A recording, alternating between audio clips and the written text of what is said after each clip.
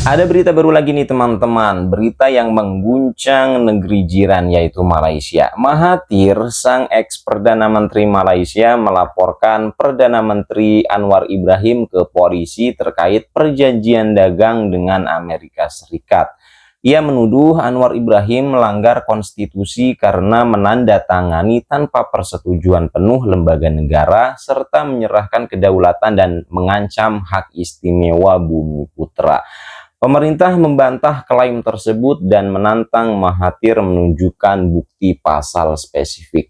Di usia senjanya, Mahathir masih mengasah pedang, teman-teman.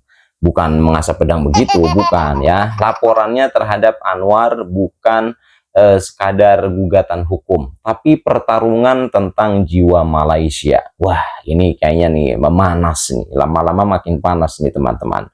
Ia melihat di balik 400 halaman perjanjian dagang, bayangan kedaulatan yang tergerus dan hak bumi putra yang terancam dilindas kepentingan asing. Ini adalah seruan untuk menjaga amanat konstitusi dari tangan yang dianggapnya terlalu mudah menyerahkan kendali. Tapi di sisi lain, Anwar berdiri dengan keyakinannya bahwa perjanjian ini, perjanjian yang baru maksudnya, yang baru dibuat dengan Amerika Serikat, itu tujuannya untuk kemajuan bangsa.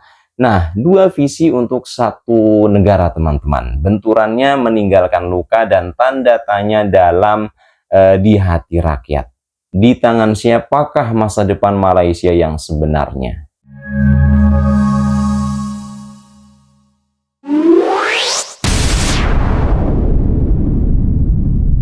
Soalan pertama adalah, adakah menteri-menteri dalam Kabinet Madani telah pun diberikan satu salinan perjanjian ini dalam bentuk draftnya sebelum ianya ditandatangani? Belum dijawab.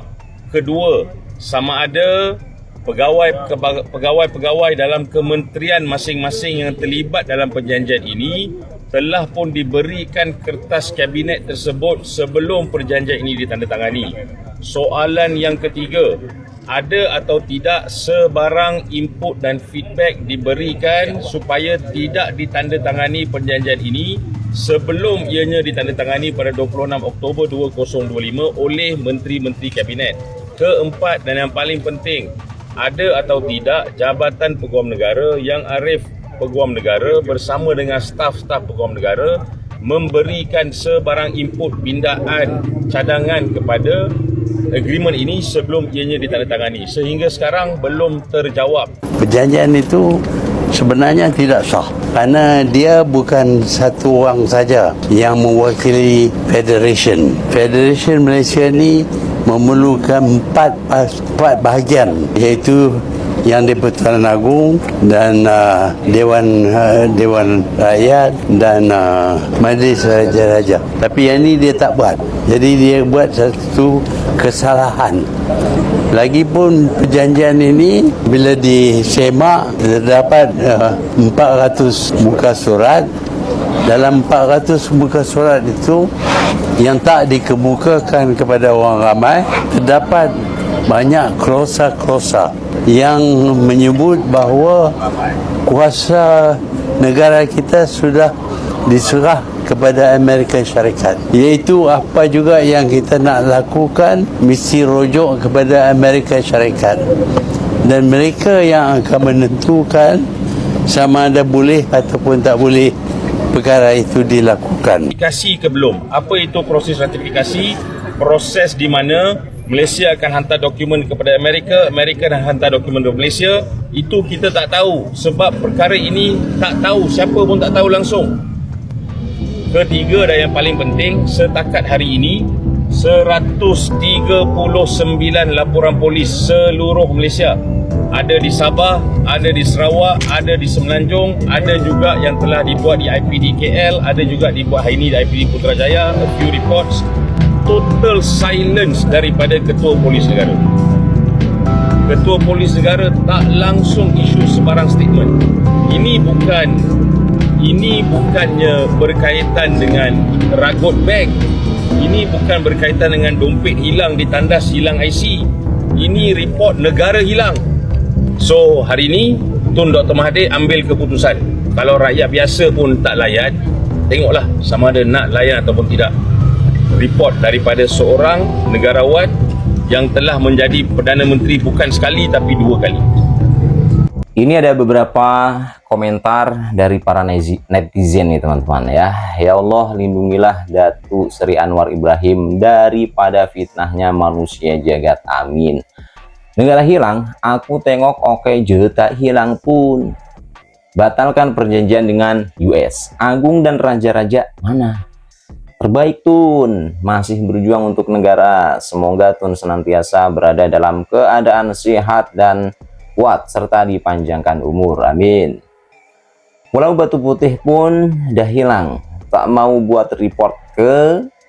Sudahlah Mama Oi Mahathir, tak dapat tidur lena selagi tak jatuhkan Anwar Ibrahim.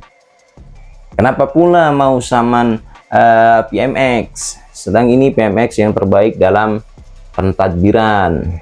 Pulau Batu Putih dah hilang, siapa punya kerja? Apa aja kerja? Anwar ini bahaya. Pulau Batu Putih hilang dah oi. Kenapa lawyer asik salahkan Anwar oi? Tun pun banyak buat salah. Tumbangkan PKR, NDI DAP di next PRU Semenanjung. Dah hilang ke negara nih, kepada siapa? Berat tuduhan nih. Kalau negara hilang bagaimana Agung? Raja Sultan semua duduk luar negara kita. K maksudnya, sorry ya. Kenapa kerajaan PMX tak saman orang ini? Tanya Tun Mahathir, mana Pulau Batu Putih? Salinan ada tak diberi kepada kabinet salinan Batu Putih? Loh, ini dibalikin lagi nih ceritanya nih teman-teman ya. PMX sudah gelabah, emotnya maksudnya ya. Masih berusaha nak jatuhkan PMX, insya Allah akan gagal lagi. Batalkan perjanjian dengan US. Malaysia negara merdeka, tak perlu ikut kata negara lain. Saya baru tengok di peta dunia, Malaysia masih ada, tak hilang pun. Ya. Dia buat boleh pula apa dah jadi pada Pulau Batu Putih sebelum nih. Apa sih ini nih? Thank you Tun masih menjaga Malaysia nih. Mana Agung? Siapa cakap Malaysia hilang? Ya siapa juga yang bilang Malaysia hilang gitu ya. Orang yang bercakap tuh peguam, dia lebih tahu. Alhamdulillah rakyat Malaysia memang tak salah lagi memilih pemimpin seperti PMX. Kerajaan perpaduan pemerintah negara Malaysia Madani, janji semua insya Allah, amin 100. Amerika takkan buat perjanjian kalau tidak menguntungkan negaranya. Batu Putih hilang tuh bagaimana pula?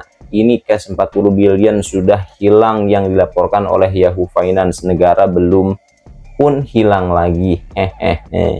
Tindakan PMX sudah melampaui batas. Kami rakyat Malaysia takkan duduk diam. Emot ini serem. Mendapat Tun ringkas dan tepat. Kerajaan harus buat laporan polis atau buat balik semua case skandal yang berlaku zaman Saka 122 tahun plus 22 bulan. Aduh, ini masih banyak nih teman-teman. Silakan kalian yang pengen baca langsung, baca sendiri, ada 2200 tuh ya. Nanti yang penasaran langsung kunjungi aja ya. Oke.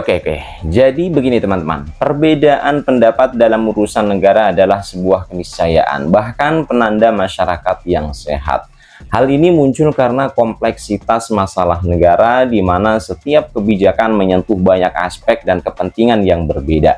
Setiap individu atau kelompok memiliki latar belakang, nilai pengetahuan, dan prioritas yang beragam dalam melihat suatu masalah.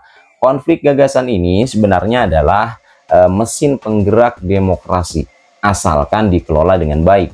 Perbedaan atau perdebatan yang konstruktif dapat mendorong lahirnya solusi yang lebih matang, komprehensif, dan akomodatif. Kunci utamanya adalah terletak pada kemampuan untuk berdiskusi dengan berdasar pada fakta, data, serta saling menghormati meski prinsipnya berbeda. Nah, ruang diskusi yang sehat justru menguji dan memperkuat ketahanan suatu bangsa.